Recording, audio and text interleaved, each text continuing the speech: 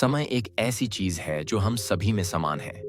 फिर भी हमें ऐसा लगता है कि यह हमारे पास से खत्म हो रहा है। क्या होगा अगर मैं आपसे कहूं कि समय आपका दुश्मन नहीं है?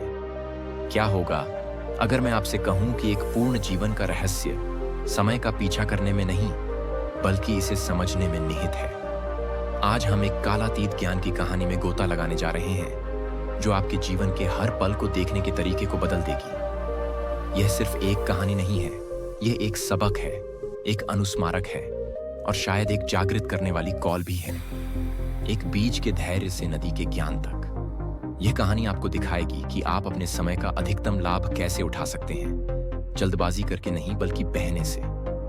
इसीलिए एक कप चाय लें, आराम से बैठें और इस यात्रा को एक साथ शुरू करें। एक बार की बात है, ऊंचे पहाड़ों और एक विशाल अंतहीन जंगल के बीच बसे एक शांत गांव में अर्जुन नाम का एक बूढ़ा आर्षि रहता था। अर्जुन गांव में रवि बेचैन और अधीर था। हमेशा सफलता के पीछे भागता था, लेकिन कभी संतुष्ट नहीं होता था। उसने अर्जुन की बुद्धि के बारे में सुना था और आशा करता था कि आर्षि उसे पूर्ण जीवन का रहस्य सिखा सकते हैं। जब रवि अर्जुन की झोपड़ी के पास पहुंचा तो उसने नदी के किनारे बैठे बूढ़े व्यक्ति को शांत भाव से पानी को देखते हुए पाया। मास्टर अर्जुन, रवि ने शुरू किया, मैं आपसे मिलने के लिए बहुत दूर तक आया हूं। मुझे लगता है कि समय मेरी उंगलियों से फिसल रहा है और चाहे मैं कितनी भी कोशिश करूं, मैं अपने सपनों को प्राप्त नहीं कर सकता। कृपया मुझे सिखाएं कि मैं अपने समय का अधिकतम लाभ कैसे उठाऊं। अर्जुन ने धीरे से मुस्कुराया और रवि को अपने पास बैठने का इशारा किया। नदी की आवाज सुनो, उसने कहा, तुम यहां क्या कर रहे हो? रवि ने हैरान होकर भौहें सिकोड़ी। मैंने पानी को बहते हुए सुना, लेकिन मुझे समझ नहीं आया कि इसका मेरे प्रश्न से क्या संबंध है। अर्जुन ने सिर हिलाया।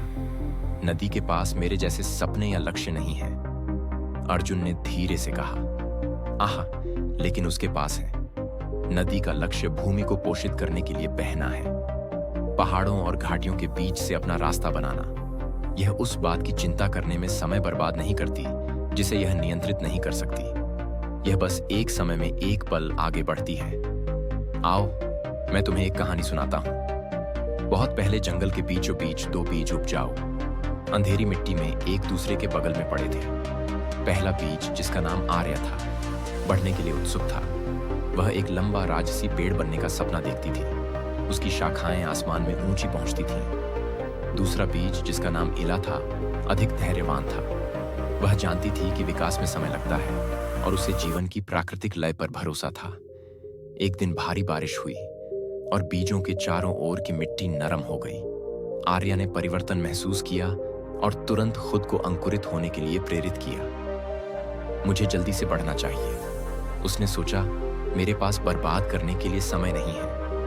वह जड़ें उथली थीं और उसका तना कमजोर था, हालांकि अभी भी छोटा था।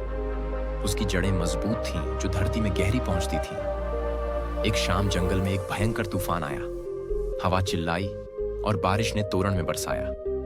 आर्या अपनी कमजोर जड़ों के साथ उखड़ गई और बाढ़ में बह गई। उसके द्वारा दृढ़ता से लंगर डाला गया। गहरी जड़ें तूफान के गुजरने के बाद भी स्थिर रहीं, धीरे धीरे लेकिन निश्चित रूप से बढ़ती रहीं, जब तक कि वह एक शक्तिशाली पेड़ नहीं बन गई। उसकी शाखाएं अनगिनत प्राणियों को आश्रय प्रदान करती रहीं। अर्जुन रुक गया और रवि को देखा। क्या आप बीजों का सबक समझते हैं? रवि ने एक पल के लिए सोचा। आर्या जल्दबाजी में थी और एक मजबूत नींव नहीं बना पाई, इसलिए वह तूफान का सामना नहीं कर सकी। लय ने अपना समय लिया और ठीक से मजबूत हो गई। अर्जुन ने कहा कि समय जीतने या जल्दबाजी करने की चीज नहीं है।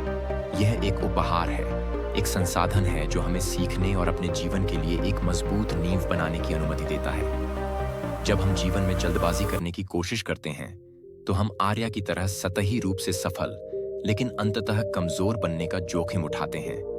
लेकिन जब हम समय का सम्मान करते हैं, जब हम इसे बुद्धिमानी और धैर्य से उपयोग करते हैं, तो हम लीला की तरह मजबूत, लचीले और किसी भी तूफान का सामना करने में सक्षम बन जाते हैं। रवि ने धीरे से सिर हिलाया। अर्जुन की बुद्धिमत्ता को देखना शुरू कर दिया शब्दों पर। मैं कैसे जानूं कि मैं अपने समय का बुद्धिमानी से उपयोग कर रहा हूं या नहीं? मैं इसे बर्बाद करने से कैसे बचूं? अर्जुन मुस्कुराया। यह एक खोज करने लायक प्रश्न है। मैं तुम्हें एक और कहानी बताता हूँ। एक दूर के राज्य में मेरा नाम एक कुशल बुनकर रहता था। मेरेरा अपने सुंदर टेपेस्ट्री के लिए जानी जाती थी, हर एक रंग और डिजाइन की उत्कृष्ट कृति। एक दिन राजा ने उसे एक टेपेस्ट्री बनाने के लिए कमीशन दिया, जो उसके शासनकाल की कहानी को दर्शाए। मेरेरा सम्मानित थी, पर साथ ही अभिभूत भी थी। कार्य बहुत बड़ा था और वह नहीं जानती थी कि कहां से शुरू करें। जैसे ही वह अपने करघे पर बैठी खाली कैनवास को घूर रही थी, एक बूढ़ी औरत उसके दरवाजे पर प्रकट हुई। महिला ने हर रंग के धागों से भरी एक टोकरी उठाई। मैं समय हूं, महिला ने कहा, मैं आपकी मदद करने आई हूं। मीरा हैरान थी। आप मेरी मदद कैसे कर सकते हैं? बूढ़ी औरत मुस्कुराई। इस टोकरी में प्रत्येक धागा आपके जीवन के एक पल का प्रतिनिधित्व करता है। वह गलतियां करने से डरती थी, लेकिन जैसे जैसे वह आगे बढ़ी, उसने महसूस किया कि हर धागे का अपना स्थान है। कुछ धागे उज्जवल और बोल्ड थे, जो खुशी और विजय के क्षणों का प्रतिनिधित्व करते थे। अन्य अंधेरे और गमगीन थे, जो चुनौतियों और दुख का प्रतीक थे। साथ में उन्होंने एक समृद्ध जटिल पैटर्न बनाया। वर्षों बीत गए और मीरा ने टेपेस्ट्री पूरी की। जब राजा ने इसे देखा तो वह भावुक हो गए। उनकी आंखों में आंसू आ गए। यह मेरे शासनकाल के चित्रण से कहीं अधिक है। उन्होंने कहा कि यह जीवन का ही प्रतिबिंब है, इसकी सुंदरता, इसके संघर्ष और इसकी अंतहीन संभावनाएं। बूढ़ी औरत एक बार फिर प्रकट हुई। क्या तुम अब देखती हो? उसने मीरा से पूछा। समय कोई ऐसी चीज नहीं है जिससे डरना या बर्बाद किया जाना चाहिए। यह एक उपहार है, एक कैनवास है, जिस पर आप अपनी उत्कृष्ट कृति बना सकते हैं। महत्वपूर्ण बात यह है कि प्रत्येक धागे का बुद्धिमानी से उपयोग किया जाए, हर पल को गले लगाया जाए, चाहे वह उज्जवल हो या अंधेरा, और उन्हें इरादे और देखभाल के साथ एक साथ बुना जाए। अर्जुन ने रवि की ओर देखा। उसकी आंखें मीरा की तरह करुणा से भरी हुई थीं। आप अपने जीवन की बुनकर हैं। प्रत्येक क्षण एक धागा है, और यह आपको तय करना है कि इसका उपयोग कैसे करना है। समय बीतने से डरो मत, बल्कि इसे गले लगाओ, इसका आनंद लो और इसका उपयोग कुछ सुंदर बनाने के लिए करो। रवि को स्पष्टता की गहरी भावना महसूस हुई। मुझे लगता है कि अब मैं समझ गया। मेरा शत्रु ही मेरा मित्र है, यदि मैं इसका बुद्धिमानी से उपयोग करूं। अर्जुन ने ठीक से सिर हिलाया।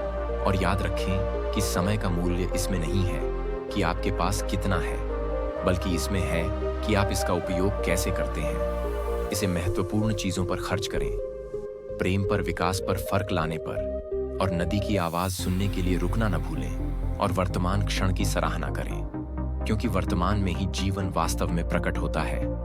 वर्षों बाद रवि एक बुद्धिमान और सम्मानित नेता के रूप में गांव में लौट आया।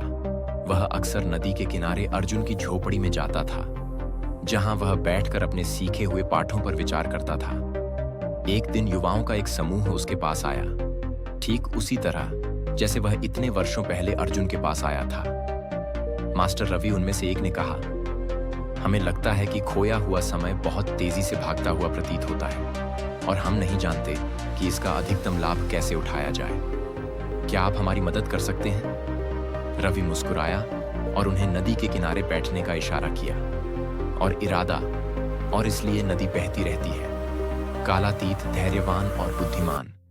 यह हमें याद दिलाती है कि जीवन इस बारे में नहीं है कि हम कितनी तेजी से आगे बढ़ते हैं, बल्कि इस बारे में है कि हम हर पल को कितनी गहराई से जीते हैं। हमारे जीवन की टेपेस्ट्री में एक धागा है, और इसे इरादे, उद्देश्य और देखभाल के साथ बुनना हम पर निर्भर है। समय हमारा दुश्मन नहीं है, यह हमारा सबसे बड़ा शिक्षक है, हमारा सबसे कीमती उपहार है। इसलिए जैसे ही आप अपना दिन गुजार